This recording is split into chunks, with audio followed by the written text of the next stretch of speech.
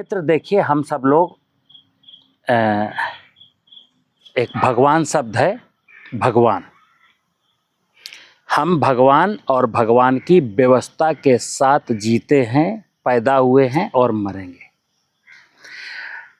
हमारे जन्म लेने के बाद से आज तक हमारे जीवन की सभी ज़रूरतें भगवान और भगवान की व्यवस्था से पूर्ण हो रही हैं।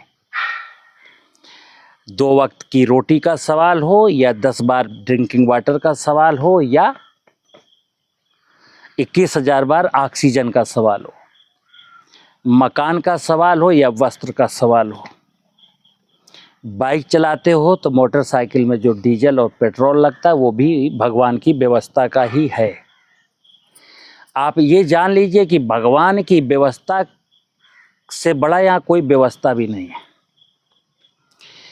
सच्चाई ये है कि भगवान ने, देखिए आप, कहा गया छित जल पावक गगन समीरा पंच तत्व मिल बना शरीर। ये तो तय है कि हमारा जो शरीर है वो धरती, पानी, हवा, आकाश, अग्नि से बना है और उसी से पल रहा है रोजाना। भोजन इसी धरती से आता है, पानी इसी में बोरिंग करके आता है और ऑक्सीजन इन्हीं में खड़े हुए जंगलों की वनस्पतियों से आता है। हमारा जीवन चल तो इन्हीं की बदौलत रहा है। इस कलयुग के इंसान ने जब से भौतिकवाद आया तो इस पंच महाभूत को, मतलब धरती, पानी, हवा, आकाश, अग्नि को और उसके द्वारा रची गई 84 लाख योनियों को लात मार दिया। जानता ही नहीं। भाड़ में जाए धरती, भाड़ में जाए पानी, भाड़ में जाए जंगल, भाड़ में जाए जीव जंतु, भाड़ में जाए पक्षी, मरें या जिएं, गैया स्लाटर हाउस में कटे या ना कटे, क्या लेना देना, हम नहीं पालेंगे। नील गाय को बल्लम से मारेंगे, इस कीड़े को इससे मारेंगे, इसको इससे मारेंगे, इसको इस, माने कि हम इतने ज्ञानी हो गए कि हम प्रकृति की जिस व्यवस्था में जीते हैं उसी में छेद करते हैं। हम जिस नाव में बैठे हैं उसी को डुबो रहे हैं। हम जिस पत्तल में खाते हैं उसी में छेद कर रहे हैं।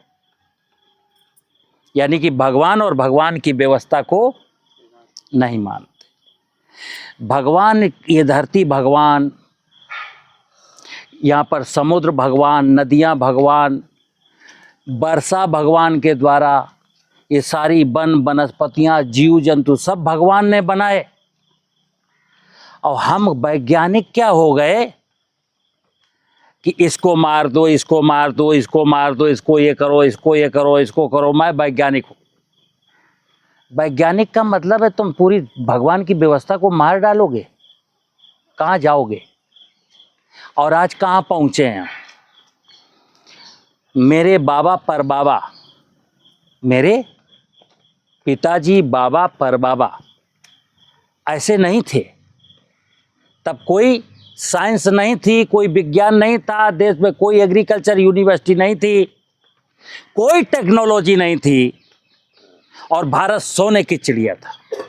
भारत पुरोहित राष्ट्र था, जहाँ डाल डाल पर सोने की चिड़िया करती थी बसेरा, वो भारत देश था मेरा। वो सोना बिक गया, वो सोना बिक गया और आप कर्ज में आ गए। आपका पहले शरीर कम से कम स्वस्थ था, अब शरीर में भी बीमारियां लग गई। गांव में किसी को हंसते हुए देखा है? आप ईमानदारी से पूछ रहा हूं, हम तो किसी को हंसते हुए देख ही नहीं पा रहे। हम लोग रोजाना लोगों को हंसाने की कोशिश करते हैं कि हंसा करो, मुस्कुराया करो, इसमें कौन सा पैसा लगता है। नहीं, कागज के नोट के चक्कर में सारी दुनिया रो रही है। और सुनना, जो कागज के नोट की तलाश में है वो भी रो रहे हैं और जिन्हें कागज के नोट ढेर सारे मिल गए वो भी रो रहे हैं। सिकंदर से बड़ा धनाढ़ तो कोई दुनिया में हुआ नहीं। सिकंदर से बड़ा धनाढ़ दुनिया में ना कभी हुआ है ना कभी, क्योंकि आधी दुनिया लूट ली थी उसने, आधी दुनिया। लेकिन वो भी एक सबक सिखा के गया, लोगों को संदेश दे के गया, हे धरती के वासियों देख लो, सिकंदर भी खाली हाथ जा रहा है। यानी कि यहां कोई कुछ लेके, क्या लेके जाएंगे आप? सुनना मेरी बात, आपको हंसी चाहिए, खुशी चाहिए, मुस्कुराहट चाहिए, स्वास्थ्य चाहिए। हमको जीवन में क्या चाहिए? सुख चाहिए, शांति चाहिए, आनंद चाहिए। तो कहां जाना पड़ेगा? भगवान की व्यवस्था में जाना पड़ेगा। समझना बात को, हमको भगवान की व्यवस्था में जाना पड़ेगा, भगवान के साथ चलना पड़ेगा, क्योंकि भगवान के पास ही आनंद है। भौतिक संसाधनों में कोई आनंद है क्या? पैसे में कोई आनंद है क्या? कहाँ है आनंद? दारू में आनंद है क्या?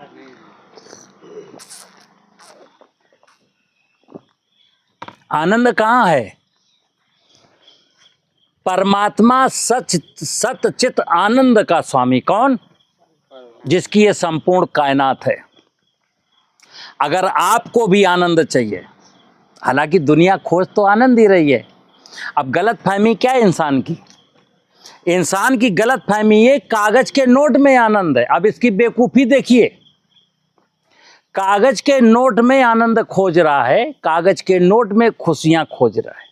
खुशियां कहाँ हैं? खुशियां परमात्मा के घर में हैं, भगवान के दरबार में हैं, भगवान के साथ चलने में है, भगवान को मान लेने में है, भगवान की व्यवस्था की को अक्षुण्ण बनाए रखने में। जैसे जब हम कभी, आप लोग गांव के हो, लेकिन गांव में भी देखना, एक सत्य बता रहा हूं, जब आप गांव में, गांव के आसपास किसी पेड़ पौधे, नदी नाले, झरने के पास जाते हो और कभी चद्दर बिछा करके आराम, थके होते आराम करने का इच्छा होती, तो क्या कहते हो? अगर प्रकृति की व्यवस्था ठीक मिल जाए, वहां चद्दर बिछा के सोने को मिल जाए, तो आदमी के मुंह से निकल जाता है एक शब्द, क्या? आहा, क्या आनंद है। आनंद कहाँ है? आनंद परमात्मा की गोद में है। आनंद जो है ना, आपके डल्लब के गद्दे में आनंद कहाँ है? परमात्मा के, भगवान के घर में है, परमात्मा के, भगवान की गोद में है, वन वनस्पतियों की गोद में है, जहाँ पर धरती समृद्ध होगी, पानी होगा, जंगल होंगे, जीव होंगे। यही तो माया है परमात्मा की। अभी मैंने बोला ना, धरती और पानी, वनस्पतियाँ और जीव जंतु, यही जीवन है, यही परमात्मा, परमात्मा की व्यवस्था है। तो हमको सोते जगते उठते बैठते केवल परमात्मा, केवल भगवान, हे सूर्य देवता, हे आकाश देवता, हे वायु देवता, हे ब्रह्मा जी का कमंडल, बाप रे बाप कितना पानी हो गया। अभी जून में पानी की त्राहिमाम हो रही थी। तेरा लाख लाख शुक्र है परमात्मा, तूने पानी बरसा दिया। पानी को मैं रोकूंगा, पेड़ को मैं लगाऊंगा, धरती को बनाऊंगा। पूजा का मतलब जानते हो क्या है असली? आज संसार में जितने भी लोग अपने अपने मजहब के आधार पर जो ड्रामा और नौटंकी और पाखंड कर रहे हैं ना, वो इंसान की सबसे बड़ी भूल है। मैंने फिर बोला, अगर मैं अपनी धरती माता को ठीक नहीं रख सका, अगर मैं बरसात के पानी को नहीं रोक सका, अगर मैं जंगलों को नहीं बचा सका, अगर मैं जीवों को नहीं बचा सका, सारी दुनिया एक पैर के बल खड़े होकर के और कोई मंत्र जाप करना, सारी दुनिया लकड़ियां पेड़ काट करके और अग्निहोत्र करना, सारे लोग यज्ञ करना, पानी मिलेगा? चूंकि सुन लेना, पानी की कमी अप्रैल में हो गई। परमात्मा का नियम है, पानी अप्रैल में नहीं बरसाएगा तुम्हारे लिए। परमात्मा ने पानी की व्यवस्था जुलाई, अगस्त, सितंबर में दी थी, तब तुम्हारी आंखें फूटी थी, तब तुम्हारे पैर कटे थे, हाथ टूटे थे, तब तुमने फावड़ा लेके खेत की मेड़ क्यों नहीं बनाई? अब रो रहे हो अप्रैल में पानी, वो अपनी व्यवस्था नहीं बदलता, ध्यान रखना। अगर अप्रैल मई के महीने में पानी की शॉर्टेज हो जाए, पूरी दुनिया एक पैर के बल खड़े होके और गायत्री मंत्र का जाप करके और शिव तांडव का ये करके वो करके कितनी भी नौटंकी कर लेना,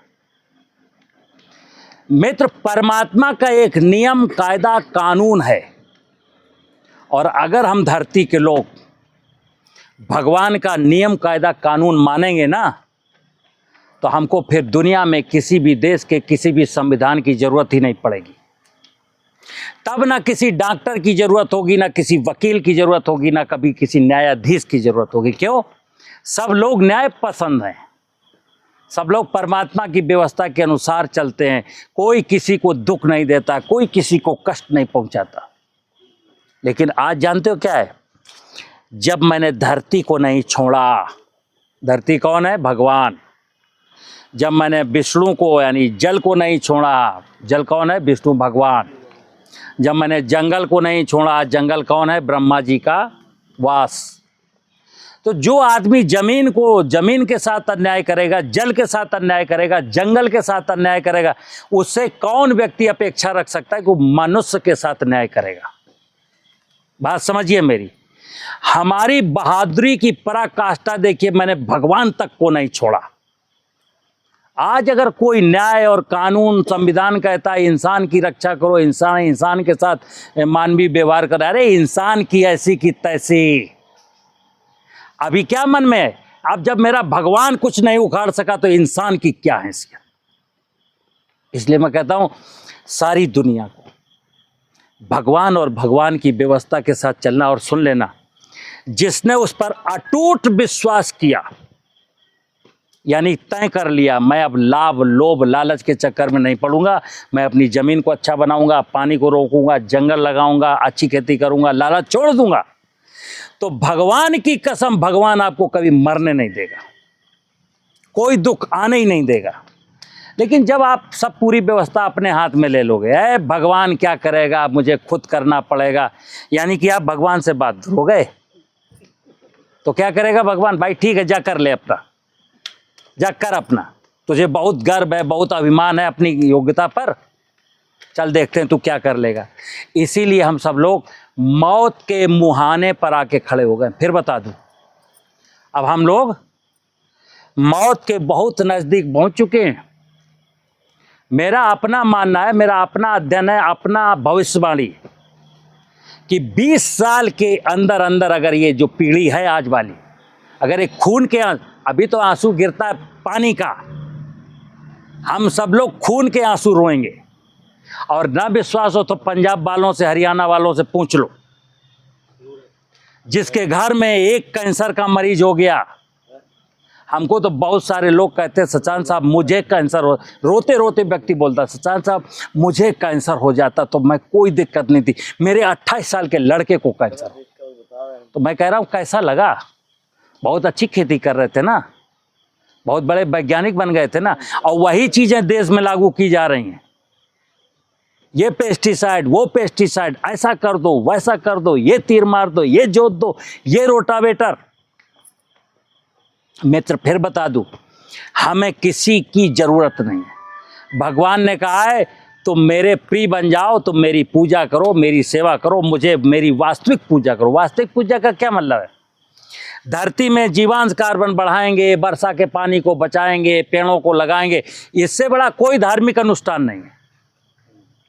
अगर हम लोगों ने वर्षा के पानी को बचाने का अनुष्ठान नहीं किया, अगर मैंने पेड़ पौधों को लगाने का अनुष्ठान नहीं किया, अगर मैंने धरती को फर्टाइल बनाने का अनुष्ठान नहीं किया, तो तुम्हारे ये धार्मिक अनुष्ठानों के जो आडंबर है ना, धरे के धरे रह जाएंगे, कुछ नहीं उखाड़ पाओगे।